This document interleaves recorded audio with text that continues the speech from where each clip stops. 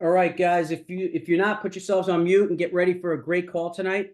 This is brought to you by MIH Mastermind Free. As always, we're always going to add free value. And let me just start. I'm going to go really fast. Just some things I got to cover that's going on in the group that's amazing. I want to get right into them. They're not even really going to do intros. They're going to do maybe one pages at the end. So let me just start real quick. For the people that don't know me, let me share my screen. How about I do that?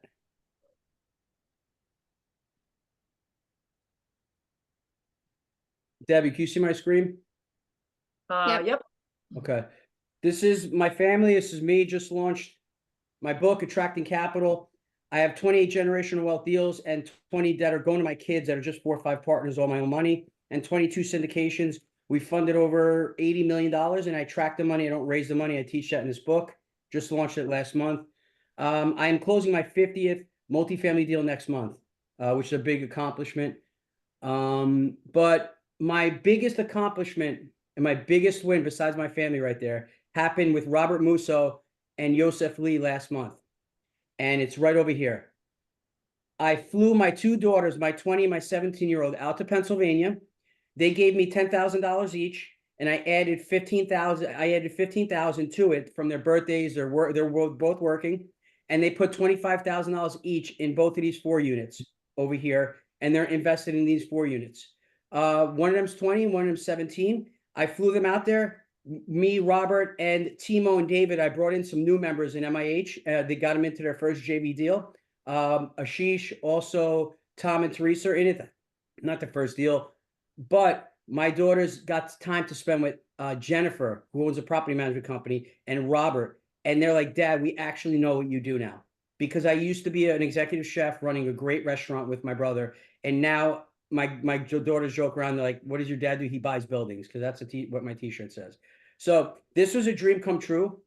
My 20-year-old Viviana is in 2 JV deals. She's actually in this 43 unit with us.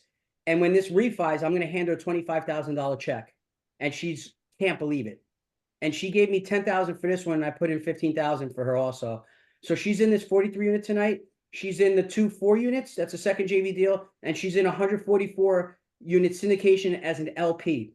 She's 20. By age 30, I want to have her in 10 deals. And I want her to have basically financially free so she can pursue her passions of theater and whatever job she wants in marketing, whatever she does. I want to give her the opportunity and choice to come work for my companies, which I have about 3 or 4 right now. I'm probably going to have 5 or 6 by the time she's older.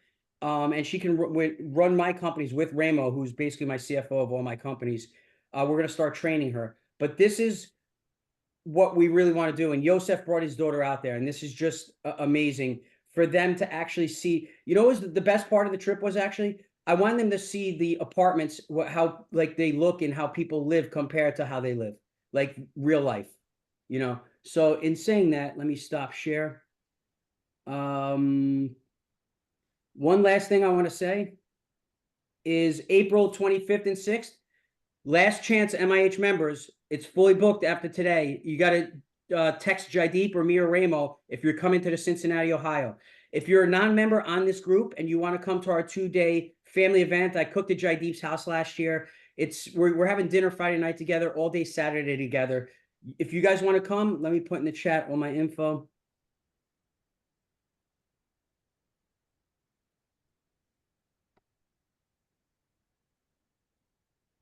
There is all my info in the chat.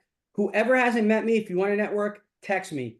Do not be afraid to text me. I have nothing to sell you. I am a go-giver. I would add free value.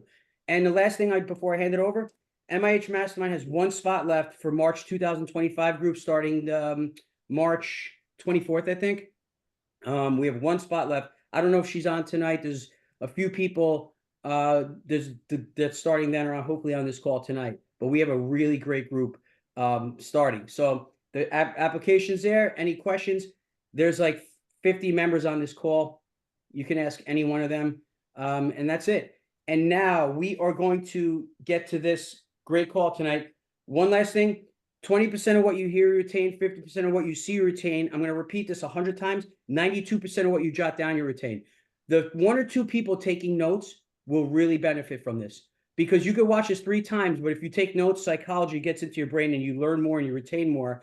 And after tonight, this isn't going to be free. We're going to sell this on our education platform. We always sell the master classes after. So if you have a pen and paper, I would take a couple notes or even screenshots of their things. So Christina and Debbie, they joined Jake and Gino, joined my mastermind. Christina, I was telling her about the mastermind. She's like, stop telling me about the mastermind. I'm in. I was like, but she's like, Marco, I'm in. She joined, Debbie joined. I brought them into this deal because I knew they were going to be able to do what we're doing tonight. I own 49 deals. I can run every single deal, but I can't. It's the who, not how. I know how to run every deal, and I'm back on leasing with Sharpline. You can't run for you. So I need to build teams. And on this team, on the team that I had, I said, I'm only doing this deal if I bring in Christina and Debbie with me, because if something happens, they need to take over. Because if I'm running my other 45 deals, I need them to run this. They took over when was needed, as you're going to see in this call, and they did an amazing job on it, and they're getting us to the refi. And in the end, if you guys have not met Debbie and Christina, they're going to put their information up. And while you guys are talking or after, make sure at the end there's your cell number and everything. You guys need to text them. You need to network with them. You become who you hang out with. They are amazing investors.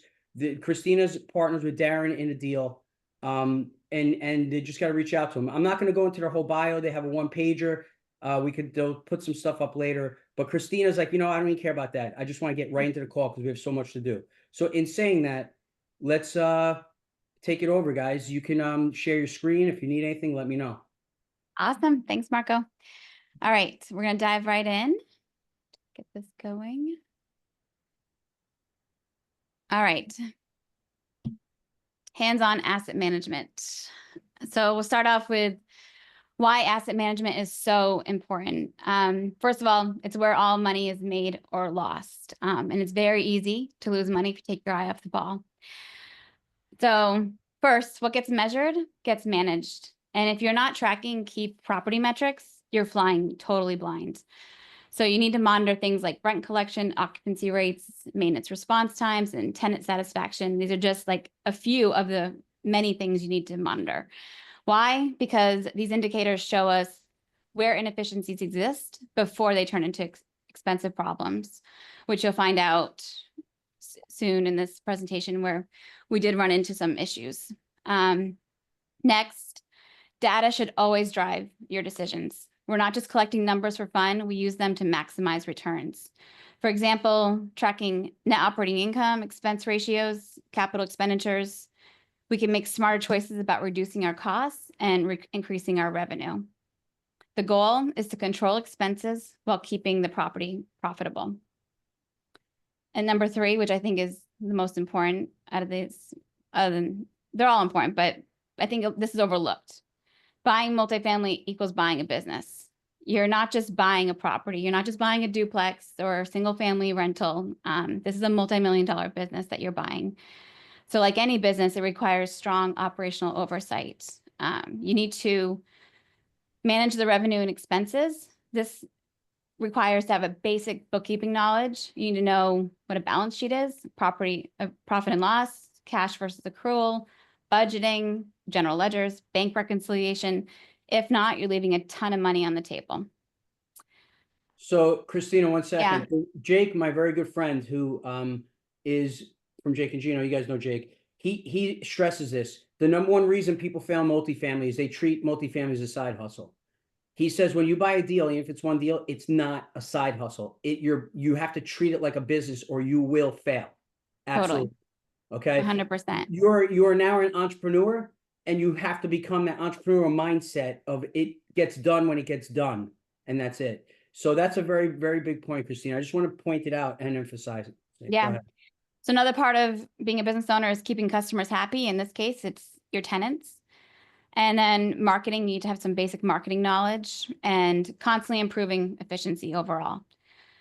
Next, proactive versus reactive management. There's 2 ways to manage a property, proactively or reactively. Proactive management means staying ahead of the problems through regular inspections, financial forecasting, handling emergency repairs, unexpected vacancies, tenant complaints, so on. On the other hand, reactive management is when you're constantly putting out fires. So you're never going to get ahead of the game if you're going to be reactive. By planning ahead, we reduce the costs and we improve retention.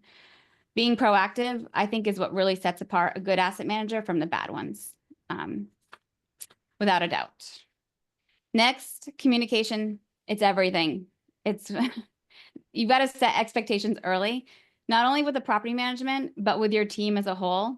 Everyone on that GP team needs to be on the same page. You want to make sure everyone's aligned and on the same goals and the same responsibilities.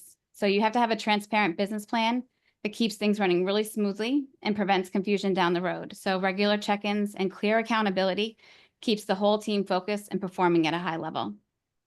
Lastly, risk mitigation. No matter how well we plan, things go wrong. So we need to have safeguards in place. This means keeping financial reserves for unexpected vacancies and capital expenditures, properly screening tenants and structuring leases to prevent turnover spikes, staying on top of market trends to ensure we remain competitively priced, and ABA, always be auditing. This is something that Deb and I are very good at, is auditing.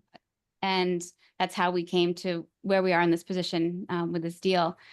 You need to always be auditing your general ledger, your leases, your Google reviews. You're just constantly staying on the pulse. By managing these risks, we keep the property stable and profitable, even in the uncertain times.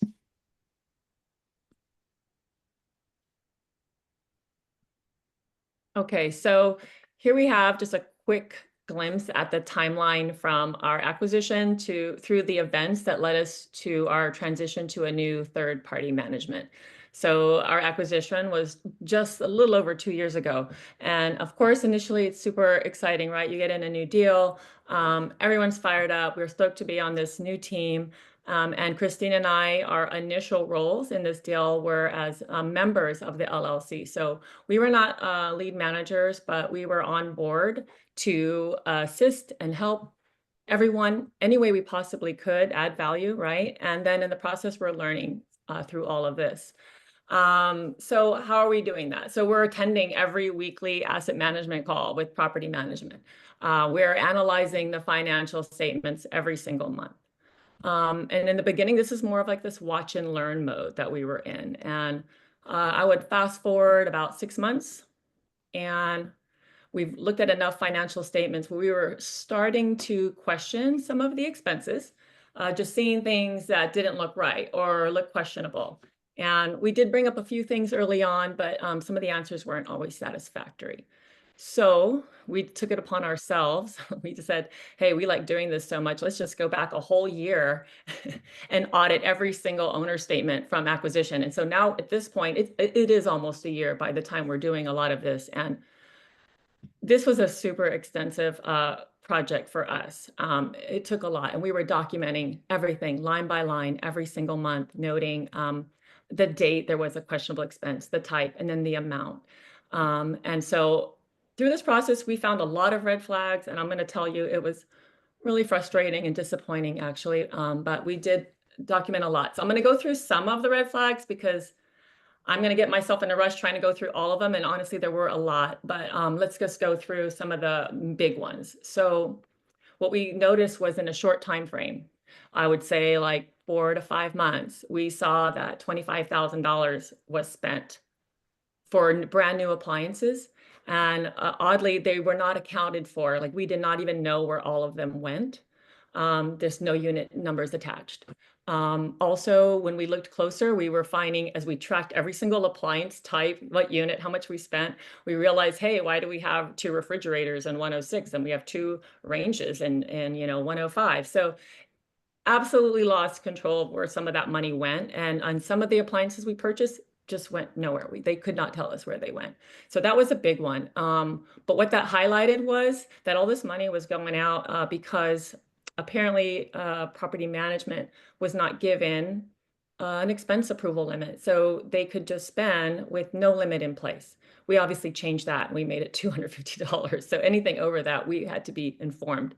So that was one. Another thing was that this highlighted was the fact that there were no unit turn inspection reports required. So during all these turns, we actually had no reporting, no pictures. We had no idea of the condition of units when tenants were leaving and when they moved in. So we really had no idea. They would just renovate and turn and charge us, and we paid the bills. Another thing we found when we were auditing invoices, we went through that as well. We found that we were making double payments to some vendors. So we realized there was unrealized credits sitting out there. On the flip side, we also found bills that were unpaid and sometimes up to 6 months. So not only are we like probably pissing off some vendors, but we're incurring finance charges at the same time. So that was also very frustrating. Now, and the next one I want to bring up, I have to thank Hadar for this tip, because very early on when he was mentoring us in asset management, he said to be sure to always track price creep. So what is price creep? Well, it's exactly that. It's just prices creeping up on you. And sometimes it's so little you don't always notice, except that in our case, when we did the audit, it wasn't price creep. It was like price leap, So, when you get on a property, what you want to do is list down, make a spreadsheet of all your typical repair and maintenance items that you're going to see on a regular basis. Become familiar with what those typical costs are. And if you don't know, find out what the industry standards are, just so you have some gauge to analyze those expenses. But Debbie, I want to give them an example. Like standard price on an AC unit for these properties where people are paying $4,500, we're getting them at $2,200, right? Is that the price we're getting them at? pretty close. $2,200.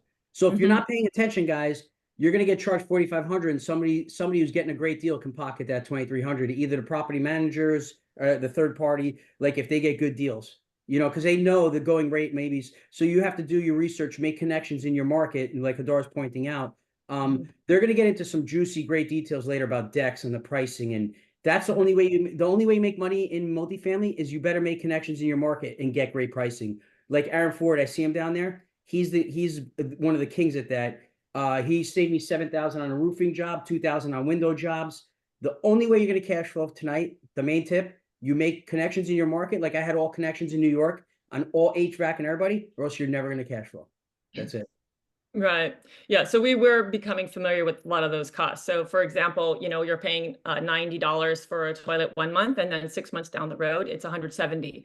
Or we were paying $700 for water heaters, and then 6 months later, that's almost $1,400-$1,500. So once you become familiar with that, you don't have to always refer to your cheat sheet, right? You just know right away when you're analyzing your statements where you might be getting ripped off. And always question management. So that's the thing, like you don't want to micromanage them, but if you never question anything, they know they are going unchecked. And so your money will be flying out the door, trust me. Another thing that we saw price creep was in our payroll expenses. So we had an agreed upon amount of payroll we were going to spend. And that was like 15 hours a week, because that's as long as the office was open. So that should be pretty easy, right? But we checked payroll, and over time that skyrocketed as well above our agreement. So on the note about the on-site manager, that's a whole nother issue. But we only had her in this little office for part-time, but yet somehow we found that, like us, love shopping on Amazon, so did she. And so we dug deeper into what she was buying. And for this little office and for just herself, she managed to spend a shit ton of money every single month on office supplies that we thought for sure had to be for personal use. Yeah, it was and then filling her house. mini fridge, and then a full-size fridge. It was crazy. I mean, yeah, refrigerators and then waters being billed to us. She was buying herself lunch, buying the staff lunch, and charging it on the owner statement. And nobody noticed, right? So we're just thinking, is this acceptable? I don't think so. We did ultimately get those reimbursed.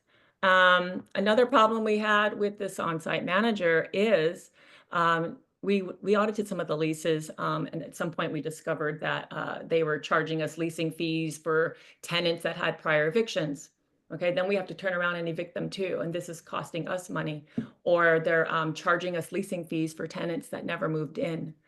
So I am always suspect when there's leasing fees, because then they're not incentivized to renew, they're incentivized to turn, and who cares about the quality of the tenant? Sometimes they just get a new one in and they get to charge you a new leasing fee. So I'm gonna, that's a lot of red flags right there, and there are many more, but I just want to say one thing. The one red flag that was sitting right there at the very beginning that I think was slightly overlooked was the fact that we were missing our true boots on the ground. So, they say you should have your boots on the ground. Well, we did have someone, and that someone was about 3 hours away. But, we entered this deal with the assumption and faith that they were going to be making frequent visits to the property to be, have eyes on the deal. But to make matters worse, ended up hiring a property manager who was 4 hours away. So now we have, an asset manager 3 hours away, a property manager 4 hours away, and they have no connection to or relationships with vendors or contractors in the area. So now they have to hire 2 people part-time to sit at our property. And this is where things went haywire. There was just absolutely no physical or, physical oversight, no financial oversight. Debbie, I gotta make one correction. You have on one of the slides, which is funny, it's gonna be funny. You have PM quit. PM didn't quit. Yeah. I got on one of the calls and I just gave a straight face and I said, this is all unacceptable right now. And when he saw that, he was on the other ones, he quit because he ran away fast because he knew. Exactly. No, he couldn't. He had the fire to him, and he said, I'm done. And he literally ghosted us. So November 21st is when he gave his notice. And it's because our audit questions, the first email we sent him with our audit questions, he said, no problem, with full transparency, answered the questions. Our second, third, and fourth audit questions that came out, like once we started going through, nothing, crickets. And it is what it is. But he was forced to probably quit. There was no way. Absolutely. It was going to happen. Some positive news. They're going to get into the next slide. I'm going to tell you right now, it's very, very, very hard to find a good third-party management. I own 4,000 units. Every deal is self-managed except for this deal. Me and Chris Jackson, Sharpline, we self-manage 1,500 units. And with my brother, I have another 2,000 something units with my brother that's self-managed. This is one of the few and only deals that you know why? They actually found, if we're going to get into it, a great third party. She's charging very little. She's got connections on the prices are unbelievable. She's a really nice person and she's been very good. They're going to get into great details. We're 100% economic occupancy right now. I mean, so they're going to get into that, but go ahead about the new PM, guys. Yeah, I'm going to let Christina take over from here. Okay. So with the new PM, I'll get right into that since we already talked about the PM quitting. So PM, we have a list of questions that we did for the new PM, and I'll get into that in a minute. But to find a new PM, we used whatever local network we had, which was not that huge. So end up going towards Facebook groups, buy, rent, sell type groups, just being part of every local Facebook group there was and asking for recommendations. Ended up getting a great recommendation with the current PM we have from a local realtor who was well known in the area. So local realtors are great resources to get vendor recommendations. And then from there, okay, here. So the PM questionnaire. So we actually have this PM questionnaire. We have all of our KPI sheets, everything we're going to give you guys. If you guys just want to, at the end, we'll give our contact information. You can reach out and I would take a screenshot of this, guys, because we're not going to give out this recording. It's going to be sold. So go ahead. Yeah. So we do have a whole list of questions, over 40 questions that we asked all of our PMs. So with we had about 10 to 11 PMs that we end up reaching out to. 6 got back to us with the answers to our questions. And out of those 6, the way that they replied, the speediness of which they replied, because this is also happening during Thanksgiving and the middle of December. Like, this is the worst timing to hire somebody. Everyone's busy and preoccupied. So the people that did get back to us in a timely manner and the way that they did answer each question was huge on us deciding who we're going to narrow the interviews down to. So we end up narrowing it down to 2 different people. But some of the questions, just the basics about how long they've been in business, number of units they manage, that type of asset class that they manage, what kind of reporting software they use, tenant screening qualifications, how they market, and if they are okay with expense approvals. If so, what amount? And we mentioned that 250 was the amount that we wanted, to see how they reply to that, because a lot of managers are not keen on. They feel like that's being micromanaged if they have to reach out for such little amounts to get approved. But unfortunately, in the situation that we would just experience, we needed that level to feel comfortable. Next was communication level. Do they align with your style, the response time, and their transparency? So Deb and I, we are quick to reply back to each other. We love email. A lot of people don't like email. We do. So if we need to find a property manager that can align with the speediness of replying, but also loving emails and texts, and didn't feel like we were bothering them, because that it just wouldn't work out in the future. So also we wanted to make sure transparency was something that they were okay with if we're going to have full access to their software program. A lot of people just give you a couple screens, like the rent roll, some maintenance, but we wanted we wanted texting communication, email communication between the tenants. So we're constantly on the pulse of what's happening at the property.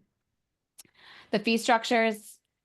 So beyond just the management fee itself, we wanted to dig in to see if they're going to do extra leasing fees and bonuses, because that did not align well with us with the last property manager. They ended up putting in less qualified tenants in order to get leasing fees. And so we wanted to make sure we just had a flat fee, and we were just going to be qualifying people based off their actual merits.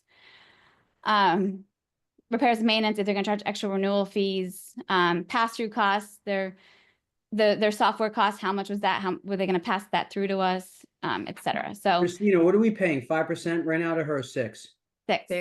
6%. And guys, I know Hadar on certain deals, because it depends on the deal, we pay 10% to property managers sometimes, so 6% is a steal. yeah, we had a lot of quotes that were 10 plus extra fees on top of that. Yeah, so I mean, and if they're really good guys, I'm telling you, if they're gonna make you money, sometimes like on a deal I have with somebody, we're paying 10 for somebody, but they're phenomenal, and that deal needs it. So this deal at 6%, and she's doing a great job. Yes. Yeah, and with these guys, we give Christmas bonuses and sponsor lunches. Like, we want to keep them happy also, in it, because they are doing an incredible job. So we go a little bit beyond that with just a little appreciation every now and then. In-house maintenance was important for us, because when you're constantly outsourcing, it can really add up. So we wanted to find out what they can handle inside their team. And with the current PM that we're with, they charge $30 an hour with their in-house team to handle most things. And then anything that's like an HVAC replacement, they have good vendors. So like Marco said, typically $4,000 or $5,000, which we were paying previously, we're now getting for $2,300. So, and then we also wanted to find out, when we do unit turns and we do have to hire outside vendors, what kind of costs are they going to tack on top of the vendor pricing? And are they more in a repair or replacement approach? Because our previous property manager was all about replacement. There was no repairs happening. And a lot of these things can be repaired for a fraction of the cost. And we also want to find out if they were be okay if we hired our own vendors. So if we didn't like a price, for instance, she did quote us around $5,500 for our balconies to get replaced, and that wasn't going to work for us. So went out, used the Facebook groups once again, got referrals, interviewed some vendors and contractors, and we ended up getting the balconies for a little over $1,300 a pop.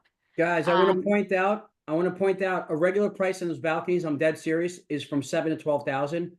People quote those per balcony. If you don't have connections, you could pay from 7 to 12. 5,500 wasn't bad. That was actually a pretty good quote. What Christina and Debbie got is unfreaking heard of. Jake is doing 153 decks at our Hammond property right now. We have a CapEx crew that does 3 decks a day. They just do decks. That's all they do. They are a deck crew from my brother's company. But to get that price, Jake is doing 153 decks. But for them to get this price, it's unheard of.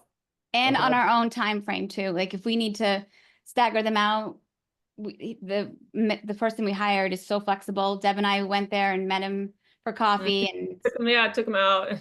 he's such a good guy. And so now he's actually working a little bit more for J&M too. And it's just really good when you start building these relationships that become friendships, and that's what it's all about in the end. You gotta learn how to use the leverage of having a property, because people want your business. It's negotiation skills from Chris Voss. If you don't learn how to negotiate on buying a property, and you don't learn how to negotiate with vendors and like show them they want your business, they want your business. If you give them the business too easily, you're never gonna get a discount. Yeah. So, and also just with this, hire slow, so expectations be aligned. Don't skimp on the time it takes to find the right person. Like, multifamily is a team sport, and every person matters in this team, especially the PM. So you want to take your time and make sure you're asking all the right questions. And like I said, we have that PM questionnaire we're giving to everybody. Yeah, they will make or break your deal. Yes. All right. So then after hiring the new property manager, at the beginning of December, they actually had to start December 18th, because the PM, when they gave us the notice at November 21st, they completely ghosted. We never got another call. They only spoke to the previous lead asset manager for a little bit, but then completely dropped off December 18th, and our new PM had to start really quickly. So this all happened really fast, and we got it done though. So then in February, we made a site visit to go with the property manager and her team. And we went through every single unit except for, I think, 2 we could not get into because we didn't have keys to. But we documented the general condition of all of the units, and we did a video of each unit. So these videos are in a Dropbox folder. And now for future unit turns, we know exactly, before we even get the inspection report from the PM, we know exactly what most likely is going to have to get replaced or repaired. So we have an idea for the budget, and that helps us for the budget for the year, not just for the unit too. And whenever something happens in communication with a tenant, like we can go in and kind of remember what that unit looked like and what was going on. And it really gives us, we feel like we're in it, even though Deb's in California, I'm in Florida. So we're managing this from afar, but because we've done all these systems and processes, it makes it feel like we actually are there. And we have a great team on the ground. So we identified opportunities where we can increase rent also. Like maybe if there was some things that were just so worn, we know that a lease is expiring soon, then we could get those things upgraded and bump up the rent. So check appliances and major equipment. So we assessed the condition and the age, and we had a spreadsheet, which is also going to be in the example sheet we're going to give you guys, of the age, the condition for budget planning purposes. Also, if we need to repair or replace soon, any major equipment. So this is just helping for yearly budgeting. Plumbing leaks, we identified numerous toilets and faucets that were leaking. After our February visit, when our end of March utility bill came in for water, we had over $1,000 a month in savings, and we track our water every single month. What was it when you sent me $6,000 total you saved by doing this, or 8,000 or whatever? Yeah, 1,000, yeah, 1,000 a month. yeah. Well, for the year, yeah. Exactly. 1,000 a month. Yeah. Mhm. So that was huge. And now also, with that being known of how much we're saving, the property manager now also, when they go in to do their inspections and do their filter changes, that's on their to-do list to inspect toilets as well. And also let tenants know, and we mass emailed everybody to let them know, like anything that's running, your toilet's running, let us know immediately so we can come in and get it fixed. We're able to assess living conditions and pets that are on premise that we're not being charged for. So we captured a lot of missing revenue because we do charge pet fees, and there were quite a few pets that were unaccounted for. So we were able to capture that. And then this is the time when we noticed how bad the balconies were. The structural integrity of these balconies were not okay. And this is something that was missed on the initial due diligence, and it was not in our CapEx plans whatsoever. So that's also why the $5,000 to $6,000 per balcony was not going to be an option, because we did not have the budget for it. So it also made us work harder to try and get the best price. So now that we have new PM, we've taken over to the site visit. This is the process, and part of the system and processes that we do. Every week, we have a weekly update that goes out to the team. And so Deb and I are in communication with our PM multiple times a week. On Mondays and Tuesdays, we start tracking everything that happened the previous week. And on Tuesdays, we email all the team about what happened in the previous week. So I'll show you just quickly. I'm going to stop sharing here and share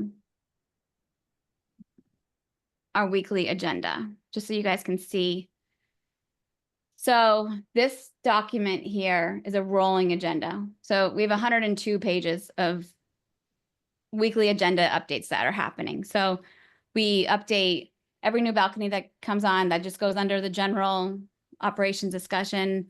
We talk about the units, leasing update, delinquency, what do we have going on, renewals, who renewed, who didn't renew, what it went from, the different increases that we received, maintenance issues. We document everything that happened in the past week with each unit that put in a maintenance request, some pictures, and then partner discussion. So what's great about this is, I mean, I could put in unit 101, Control F, and I could see everything that's happened with 101, like if we have something going on with them. And it's just a real quick, easy way for us to manage this property and also have a history of everything that's going on. There.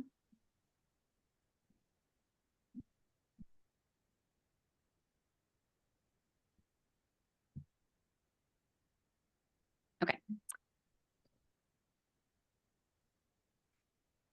All right, and then monthly KPIs. Let's be done. Yeah, okay. So in addition to weekly tracking, we do monthly KPI tracking. So this is just a quick snapshot here of what we're doing, but I'm going to share with you, if I can share my screen, the actual template that we use with all the different tabs that we track every single month. Let me see. Can you guys see my screen?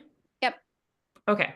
So I'll just pick we have a lot of tabs here. And again, this is something that we'll share if you guys would like. But the first one here is we just have our monthly KPIs. And these are just the general metrics, right? We're keeping track of occupancy, maintenance work orders, open and closed, our delinquent amounts.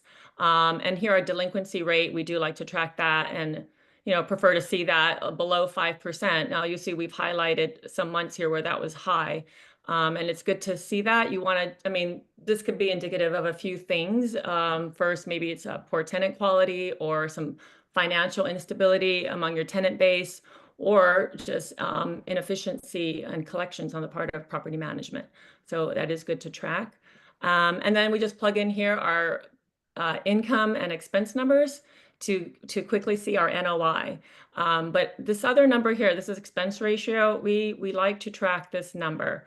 Our expenses were quite high in our first year of operation. And so we even created another tab specifically for that. And I'll show you in a second. But these numbers here, the income and expenses, are automatically filled every month into this sheet here. So I don't have to actually do anything on this tab. It will just autofill the other tab. And so it'll generate your monthly expense ratio. And so in our first year of operation, we ran an average of about 60%. Guys, before I forget to tell you, if there's beginners on this call who have a 10 unit, 20 unit, 50 unit, whatever, and you don't have these processes in, Christine and Debbie can consult you on these sheets that they're going to give you for free. They're going to give you everything for free, but if you want how to use them, what to do, you reach out to them and they can business consult. I'm not sure what they charge, but I know it's very affordable for what you're going to learn, especially if you have a deal and you're not doing this at the end of this call. Watch everything they're doing. You reach out to them. Yeah. So what's also great is it's automatically plotting on this graph. So it's another thing we don't have to touch. It just automatically plots every month. And you'll see here, there's a spike in both of them at the end of the year. And that's when we're just paying our annual taxes. Okay. We're also every month updating our bank balances for everyone to refer to. We have our rent roll and lease expiration tab. So this is a sort of multi-purpose, just seeing our lease expiration schedule here on the side. We kind of add this on so we can see quickly.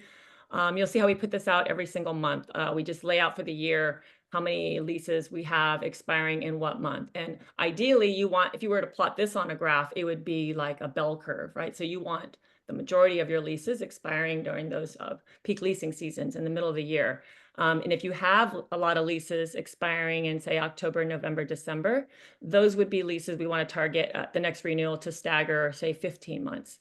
And And that is something we're going to have to do because we learned this last winter, that we did have a few vacants that were difficult to release over the winter. So you want to stay on top of that.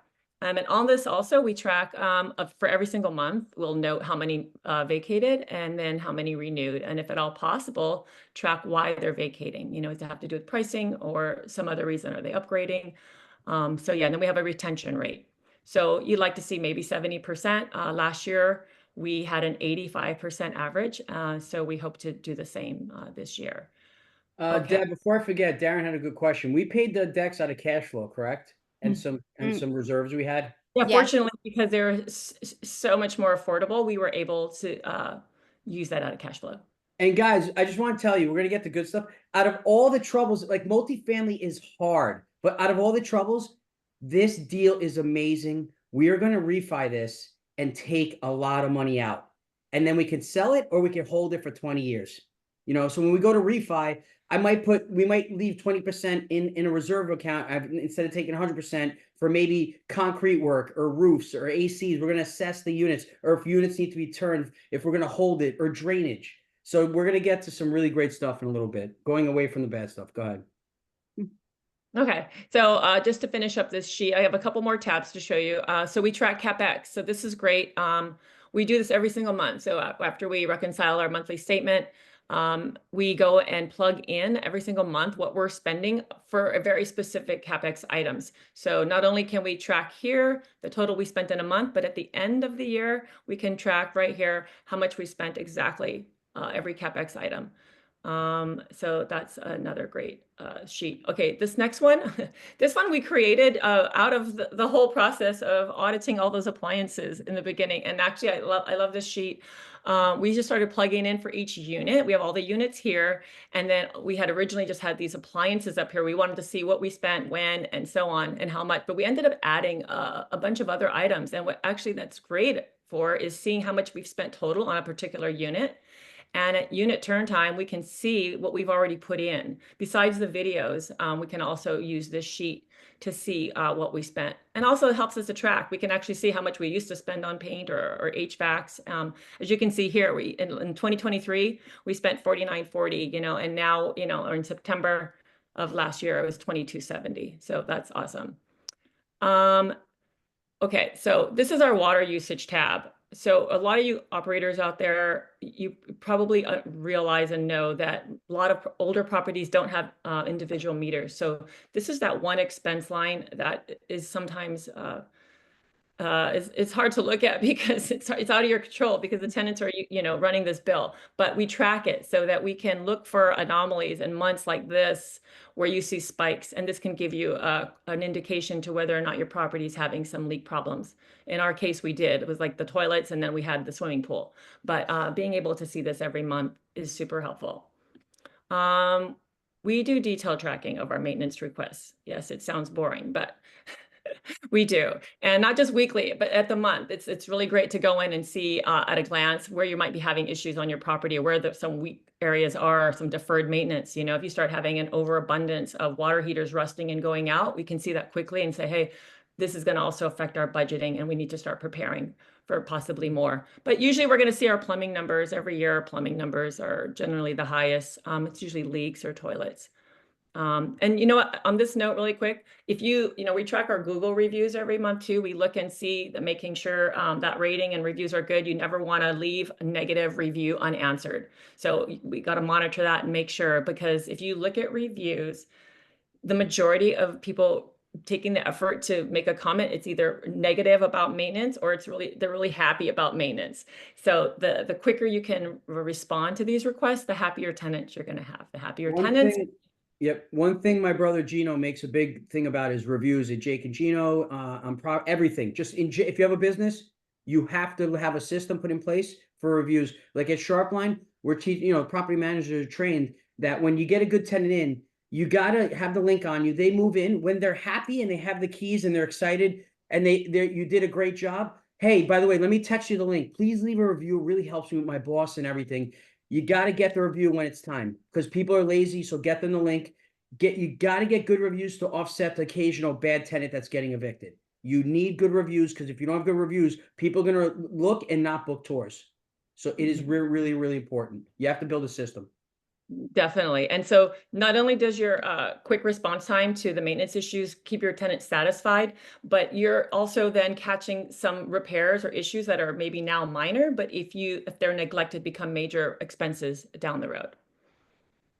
I'm going to wrap that up. We have other tabs here to track some of our CapEx, and we have a rent comps tab that you can create your own. And we just I like to track what the neighbors are all doing.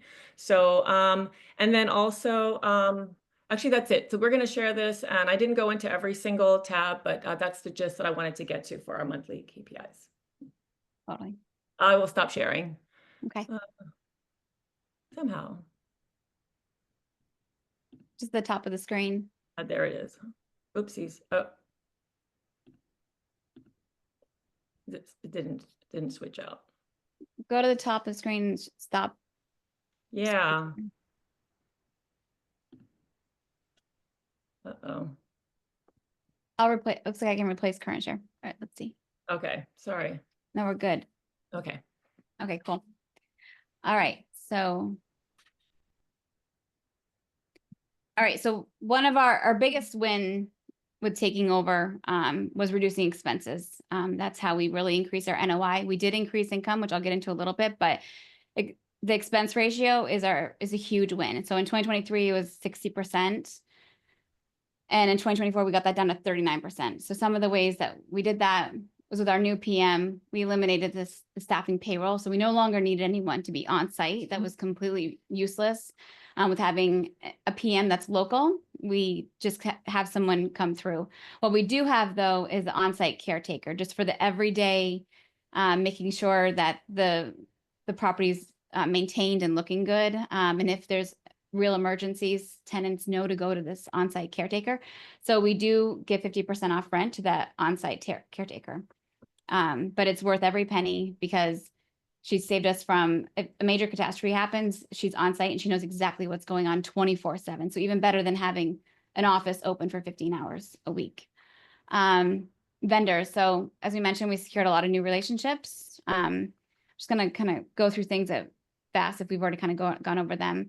Suppliers were another big thing. Our last PM was using Ace Hardware all of the time. It was crazy. And it was even further away than the big box store, which was, it made no sense. It was like a break time for them to go to Ace Hardware.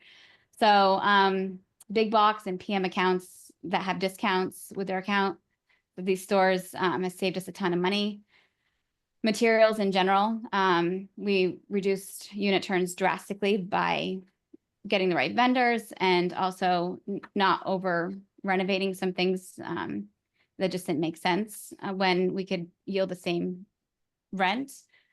And then utilities, RUBs were already implemented, but we made them a little bit higher. Also monitoring line by line was huge. So to make sure no money is just flying out.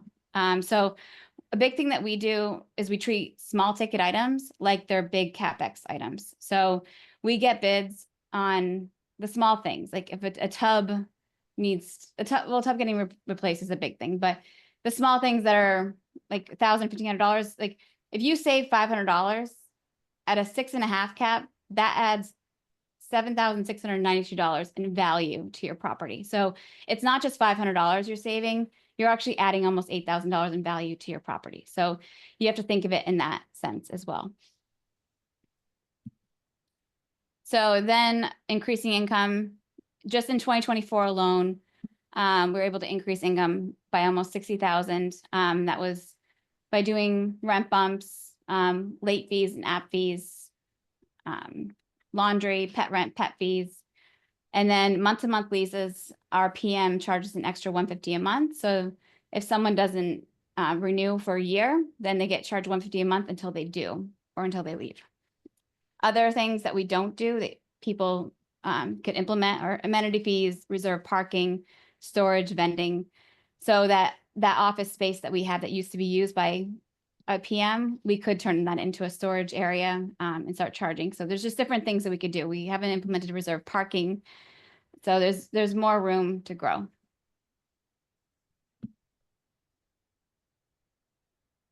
Okay, this next slide is lease management. And so I'm just going to hit on a few things that we like to monitor monthly.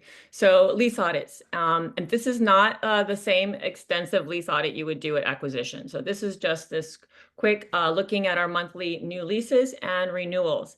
And it's like this three-step process. So we offer the pricing guidance, or we get our advice from the PM on what rates we're gonna charge for the next lease.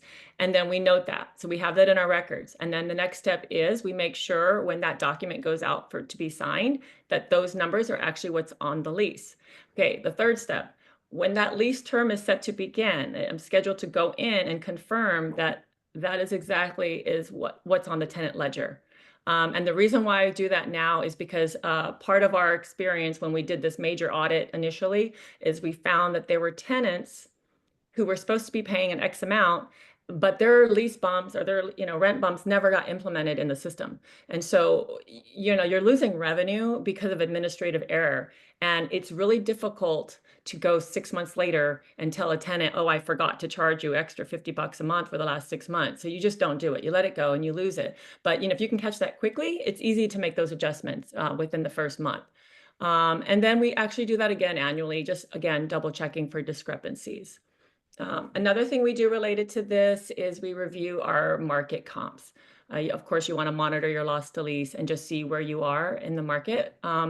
And it helps you with your pricing guidance for your new leases or renewals. So if you see that your competitors are being able to push rents and maintain a low vacancy, then maybe, hey, that's an opportunity for you to go look at your own rent roll and identify which residents and which tenants that you've flagged for potential non-renewal. So we have those, they're right there ready if we need to, if we have the room to go ahead and move them out and then turn that unit and upgrade it and be able to push growth that way.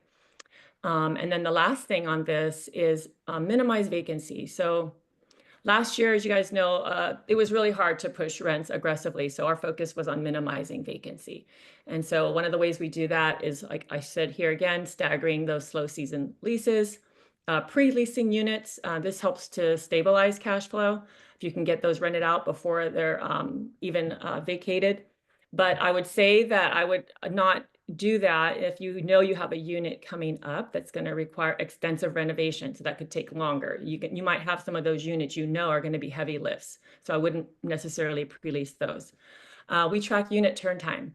So, we'd like to see a light turn be less than a week. But on top of that, we track the number of days vacant. So that's the number of days from when a lease ends and when the new one begins. And that can give you a really good idea too of what's going on. So you might have a 5-day unit turn time, but then your days vacant is 30 days. So what's going on there, right? So is that a market issue? Is that a leasing problem? So every single day vacant, we have it noted what our average loss is per day for every unit that's vacant. And it might sound like a little bit like, oh, $35 a day. Well, it adds up when it's a month. And when you have multiple units offline, your losses will really add up.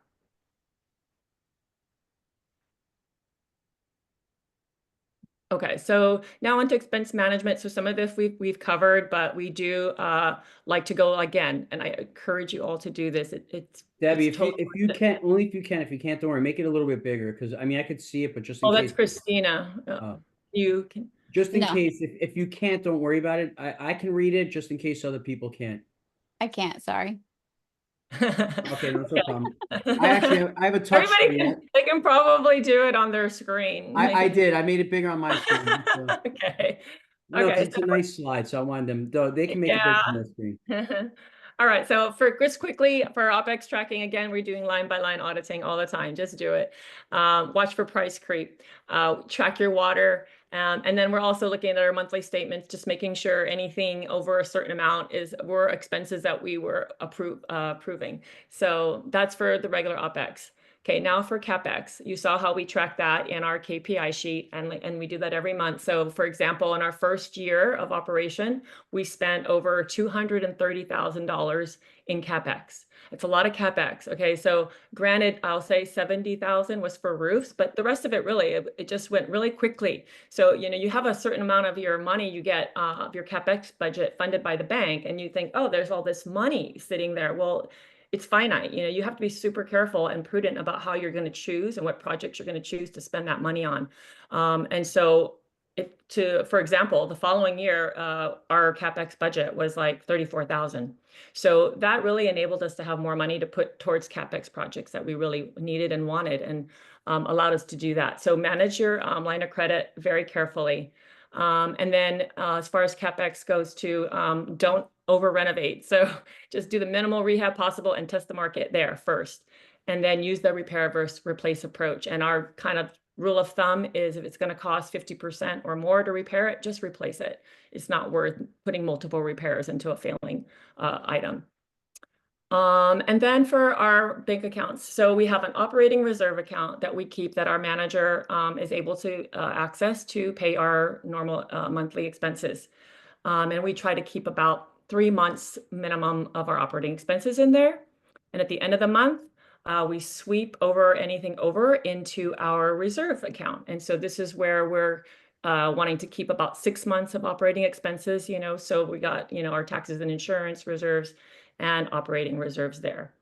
And then on top of that, anything over that threshold, the fun part, the best sweep of all, is we're sweeping that overage into the owner distribution account.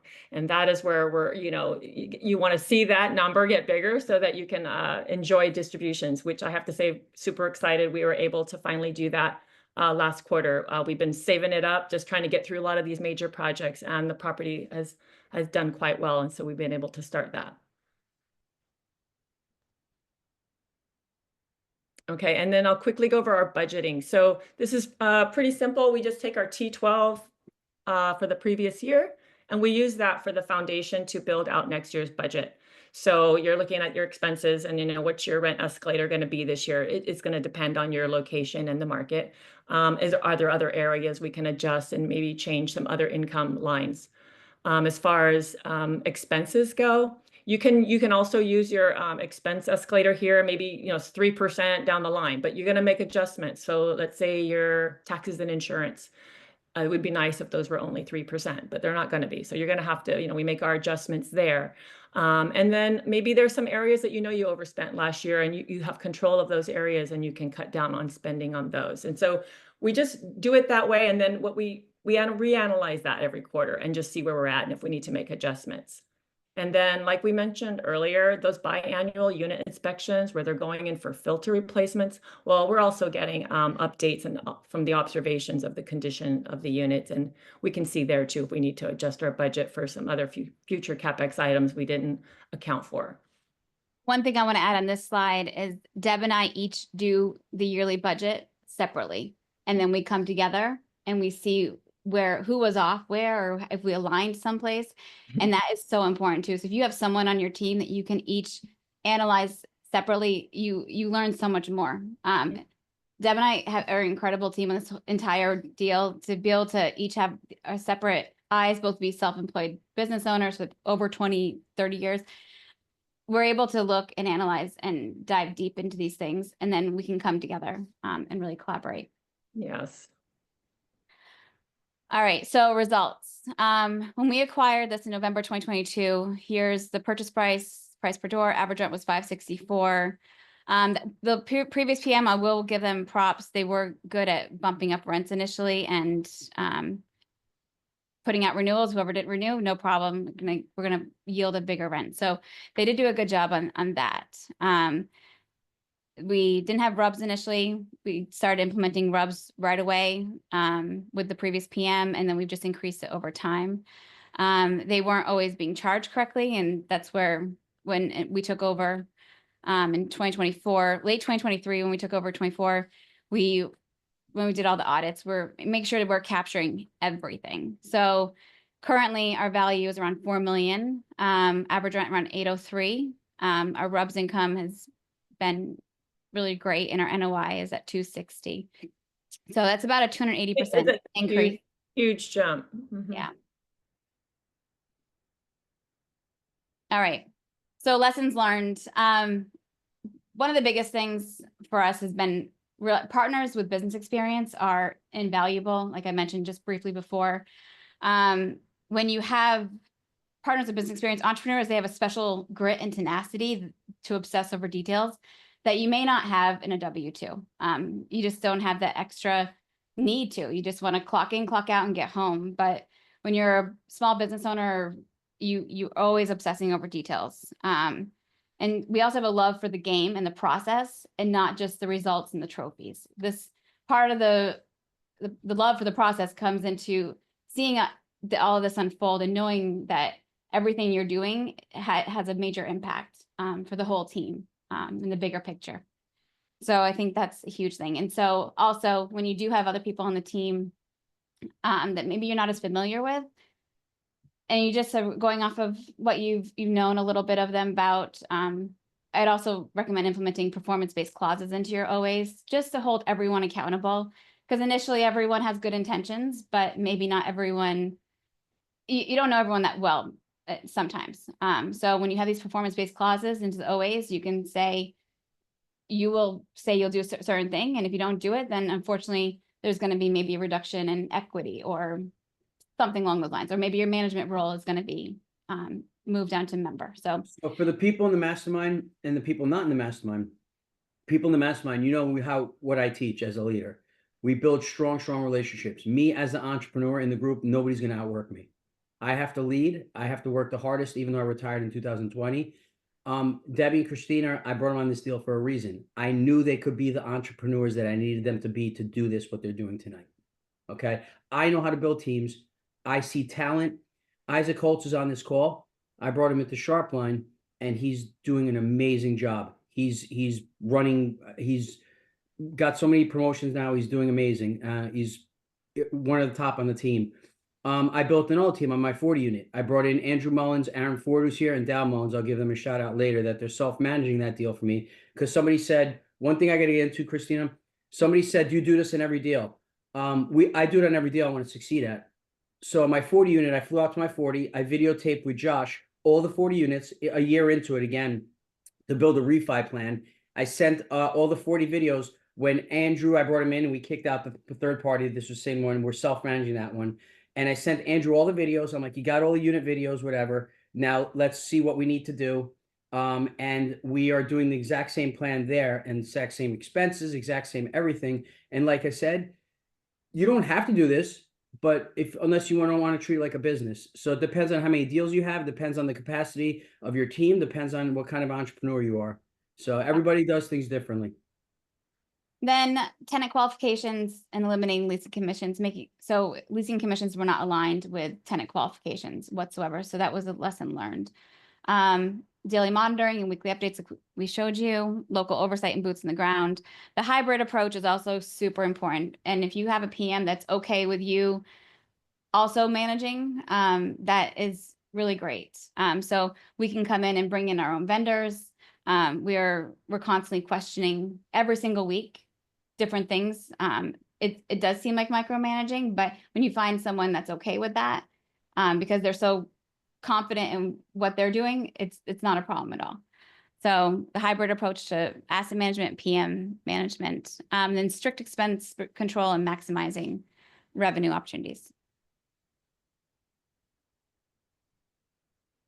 And the fun part.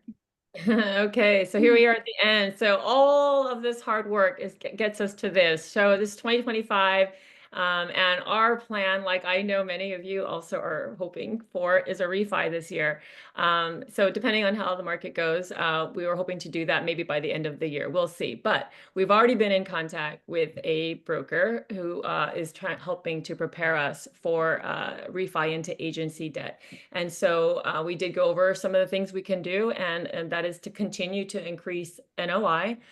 So that's part of that is continue our modest 3% rent bump. So because you want to maintain vacancy, your occupancy. So the 3% rent bumps makes it easier to renew, and it also allows us to have some continual revenue growth. One of the areas that we do need to work on is reducing our repair and maintenance costs. So that was a bit high early on last year, but we are already trending lower there. And so they're happy to see that. As far as adding more value to the property, we'd like to do this prior to refi. We would like to take 2 to 3 units that are from classic to premium. And so based on the other premium units that we have, I mean, it's not going to take a whole lot. I mean, it's probably going to cost us maybe we have a great team at this property, so it's probably only going to cost us about $4,000 to do this, but we're going to be able to bump rents from $775 to about $925. So that's a great return on our investment there. And we're going to complete our balcony replacement. So we have 23 total. We have about 8 or 9 left. We're going to paint them, and then we're going to paint the exterior, and we're going to use the same vendor that we use for the balconies, because he also quoted us an amazing price to do that. And then we're just going to sit and we're going to wait. We're not in a rush. We're very fortunate that we're not in one of those deals where we have to refi. So we're going to just monitor cap rates and interest rates and pull the trigger when the opportunity is right. And what we're hoping, by the time we get to that point, probably in the latter part of the year, we estimate our value to be closer to 4.5 million, which is a reminder, we bought it at 2.75. So this is a great value add to this property. And then we can hopefully cash out close to 100% of our capital invested. And like Marco mentioned earlier, Guys, take some funds and set them aside for we future. still have units to turn, like in the future. Yes. There's a possibility 100% refi, and we're being modest because of 23 and 24. Like I said, if this was 21, we might have been aggressive and turned every single unit. That's what I usually do in my deals. Like say me and my brother Jake have a 50 unit. In 13 months, we turn 50 units. We non-renew people. We get our market rents and we refi right away. But there's no rush. This, we're going to get 100% refi. And then we still have like some units to turn, and there's still rent pushes. October 2026, I think rents are going to go up. You're going to start seeing October, November 2026. We'll hit organic rent bumps again in certain markets. And that's when, maybe we turn a bunch of units January 2026, a whole bunch when we feel the market, or March, when the next leasing season comes, maybe not this year, and go after it even more. And then you know what? In 3 years, in 5 years, maybe another refi. I've done 2 refis on deals before. So has Hadar. So, go ahead. All right, so we have just a couple questions. Someone said, who enters all those values in the Excel sheet for weekly calls? That's Deb and I. Is it done by the PM team? So it's not automated. It's done by us. How much time does it take? I'd say each of us probably spends 1 to 2 hours a week on this, like solid 1 to 2 hours. What do you think, Deb? Yeah, on the sheet, and it's funny because we don't have a set schedule. Like just I can tell when each of us are getting in and getting data. We just kind of plug it in as we go, so it's not like all at once. So, but we do both tackle it, which makes it a lot easier. Yeah. All right, here's another one. Do you pull CapEx unit turn expenses numbers from the property management software? So directly from our PM. So we get unit turn inspection reports, and from there we approve what gets done, and then they give us if we say yes, let's go ahead and do the carpet replacement, they'll get a quote for that. We'll accept that quote or go out shop for our own quote. So we know what those numbers are before it even gets done. Same with the CapEx. Like we just approved a water heater yesterday. So we took that approval, even though we'll probably get billed for it in March, we put it in our February because we know it's getting done right now for that unit. And we put that, so it's just staying on top of it and not letting things we're both very proactive, and we do things in the moment rather than letting things pile up. So we don't ask, the property management has never even seen this sheet. No. Yeah. And then for larger 150 plus units, honestly, I'm not sure, because once you get over 80, 90 units, a different beast, and I had home experience with that. So Mark asked, how often is the line by line audit? We do that every month. So you're going to get an owner statement from your property manager, and we both go over and we both create on the side our own areas that we want to question, and then we check in with each other. We don't both submit them all the time to the property management company. We just condense our questions or to the bookkeeper or vice versa. But we're both doing that work. We're putting it together, but it's every month. Yeah. I think that's it. That's it. If I missed something, you can put it in the chat. But here's our contact information. Reach out to us. You can text or email us if you want that asset management sheet. Thank you all for coming. Yeah. Thanks for scaring the crap out of us and coming. Guys, like I said, what did I tell you? What a great deal. I have this deal. And then you know what the most impressive part is? Multifamily is in a really bad spot of foreclosures, capital calls. And we're doing this in a really bad time. And then on top of this, I have a 40 unit. That's exact same thing with Andrew Aaron that's going to refi. And on top of that, I have a 40 unit JV, Sharpline's first JV, that we're refining also this year. Also, I don't know if it's 100%. It should be because rents were like 600. I think we're getting like 1,200. It's we got a great deal on it. It was no draws for a year. We told our JV partners 2 years in the refi. It's actually going to get done in 1 year. We kind of like lied to them on purpose so we want to surprise them. So I have a 40 unit JV with Sharpline refining, a 40 unit in Excelsior Springs, which we have a property next door. We got it free. We're going to build 60 more units with Aaron. We're refining, and this deal refining, all in a multifamily recession, bad times. So multifamily is always good. You have to join the right mastermind. You have to be around the right people. It's crushing your limiting beliefs. If you're around the people who are doing not good deals, that's what it is.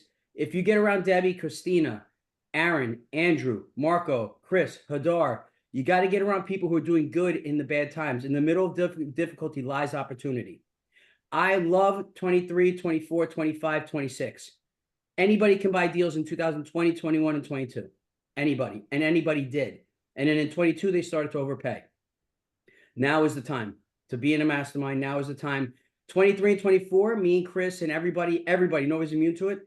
It was a year of operations. Everybody got hurt really bad. And whoever can solve the problems and do stuff like this can survive, come out of it, and win. And that's what we do in the mastermind as a family. We stick together. So I just want to thank everybody for coming.